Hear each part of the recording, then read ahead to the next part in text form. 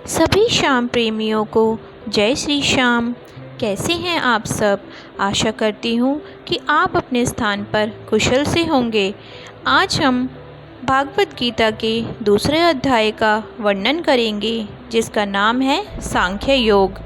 कुरुक्षेत्र की युद्ध भूमि में चारों ओर शंखनाद हो चुका था। महारथियों के रथ तैयार थे। धनुष पर प्रत्यंचा चढ़ चुकी थी, परंतु अर्जुन के मन में भयंकर द्वंद्व चल रहा था। वह अपने ही गुरुओं, भाइयों, बड़ों और मित्रों के सामने खड़ा था। उसके हाथ कांप रहे थे, आंखों से आंसू बह रहे थे और गला रुंध सा गया था। अर्जुन ने धनुष नीचे रख दिया और श्री कृष्ण से कहा, हे माधव, मैं इन सब को मारकर राज्य और सुख नहीं चाहता। भला अपने ही परिवार का संहार करके क्या मिलेगा? मुझे तो यह युद्ध अधर्म ही प्रतीत हो रहा है। अर्जुन युद्ध त्याग कर चले गए। इसके मन में करुणा और मोह ने इतनी गहरी जड़ें जमा ली कि वह सोच में पड़ गए। उसने श्री कृष्ण से कहा, हे गोविंद, मैं अब आपका शिष्य हूँ, आप ही मुझे मार्ग दिखाइए, मैं आपके शरणागत हूँ। श्री कृष्ण मुस्कुराए और गंभीर स्वर में बोले, अर्जुन, तू जिस शोक में डूबा है वह अज्ञान का परिणाम है। ज्ञानी ना तो जीवित के लिए शोक करता है और ना मृतक के लिए। आत्मा ना कभी जन्म लेती है और ना कभी मरती है। जैसे मनुष्य पुराने वस्त्र त्याग कर नए वस्त्र धारण करता है, वैसे ही आत्मा एक शरीर छोड़कर दूसरा शरीर लेती है। तू जिस देह के नाश पर रो रहा है वह तो नश्वर है, पर आत्मा शाश्वत है। और देखो, यदि तुमने युद्ध नहीं लड़ा तो तुम्हारा क्षत्रिय धर्म नष्ट हो जाएगा। लोग कहेंगे कि अर्जुन भय से भाग गया। अक्षय मृत्यु से भी बड़ा दुख है, इसलिए उठो और अपने धर्म का पालन करो। फिर श्री कृष्ण ने गहन सत्य बताया, हे पार्थ, तेरा अधिकार केवल कर्म में है, फल पर नहीं। तू कर्म कर, परंतु फल की इच्छा मत कर। जो फल की इच्छा से कर्म करता है वह बंधन में पड़ता है, परंतु जो निष्काम होकर कर्म करता है वही सच्चा योगी है। जिसकी बुद्धि अचल है, जो सुख दुख, हानि लाभ और जीत हार में समान रहता है, वही सच्चा ज्ञानी है। मोह और वासनाओं से मुक्त होकर जो परम शांति प्राप्त करता है वही योग में स्थित होता है। अर्जुन कृष्ण की वाणी सुन रहे थे। उनका हृदय धीरे धीरे स्पष्ट हो रहा था। वह समझने लगे कि उनका मोह ही उनसे युद्ध करने से रोक रहा था। आत्मा के अमर होने का ज्ञान, धर्म का पालन करने की प्रेरणा और निष्काम कर्म का उपदेश अर्जुन के लिए प्रकाश का मार्ग बन गया। दूसरा अध्याय गीता का हृदय है। इसमें आत्मा की अमरता, कर्तव्य पालन और निष्काम कर्म ही गूढ़ रहस्य प्रकट किया गया है। अर्जुन के संशय दूर होने लगे और उसके भीतर धीरे धीरे योद्धा का संकल्प जागने लगा। मोह से अंधा हुआ अर्जुन कृष्ण के ज्ञान से प्रकाश में आया।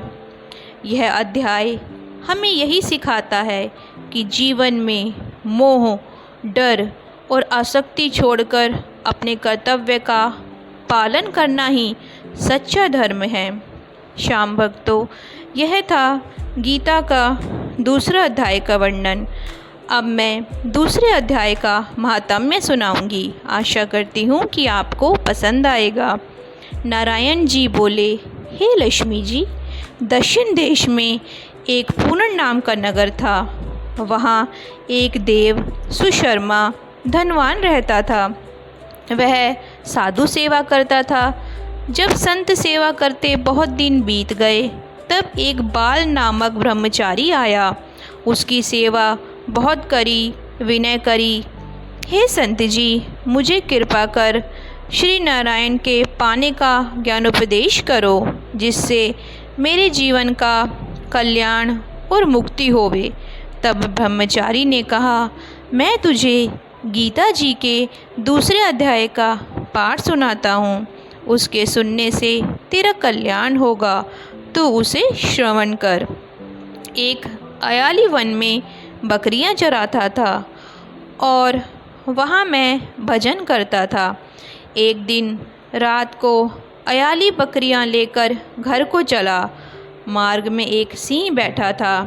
एक बकरी सबसे आगे चली आती देखकर शेर भाग गया। तब अयाली यह आश्चर्य देखकर बड़ा चकित हुआ और मैं वहाँ आ खड़ा हुआ। उस चराहे ने मुझे कहा, मैंने यह आश्चर्य देखा कि बकरी को देखकर शेर डर से भाग गया। तुम त्रिकालज्ञ हो, वह वृतांत मुझे कह सुनाओ। संत ने कहा, हे अयाली, मैं तुझे एक पिछली वार्ता सुनाता हूँ। यह बकरी पिछले जन्म में डायन थी।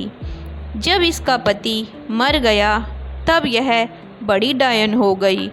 जिस सुंदर लड़के को देखे खा लेवे। और यह शेर पिछले जन्म में फंदक था। वह पक्षी पकड़ने वन को गया और डायन भी वन को गई। वहाँ डायन ने उस फंदक को खा लिया। अब वही फंदक शेर हुआ और वह बकरी डायन हुई। शेर को पिछले जन्म की सब खबर है, इसलिए बकरी को देखकर शेर ने जाना कि अब भी तुझे खाने आई है। तब अयाली ने कहा, मैं पिछले जन्म में कौन था? तब संत जी बोले, तू पिछले जन्म में चांडाल था। अयाली ने कहा, हे ब्रह्मचारी जी, कोई उपाय भी है जिससे हम तीनों ही इस अधम देह से छूटे? तब संत जी ने कहा, हम तुम तीनों का उद्धार करते हैं। ये कह संत जी ने गीता जी के अक्षर सुनाए। तब उसी समय आकाश से विमान आए। उन सबों को विमानों पर चढ़ाकर बैकुंठ लोक को गए। अधम देह से छूटकर देव देह पाकर बैकुंठ को चला। तब श्री नारायण जी ने कहा, हे लक्ष्मी, जो मनुष्य श्री गीता जी के ज्ञान को पढ़े और सुने वह अवश्य मुक्ति को प्राप्त होता है। बोलो श्याम बाबा जी की जय। श्याम भक्तों, आशा करती हूँ कि आज जो मैंने आपको गीता के दूसरे अध्याय का वर्णन सुनाया वो आपको पसंद आया होगा। अगर आपको मेरी वीडियो अच्छी लगती है तो आप मेरी आईडी को सब्सक्राइब कर सकते हैं, लाइक कर सकते हैं और शेयर कर सकते हैं। श्याम बाबा हम सभी पर अपना प्यार भरा आशीर्वाद हमेशा बनाए रखें। इसी विश्वास के साथ जय श्री श्याम। बोलो हारे के सहारे की जय, तीन बाण वाले की जय, खाटू प्यारे की जय, खाटू नरेश की जय, शीश के दानी की जय। जय श्री श्याम।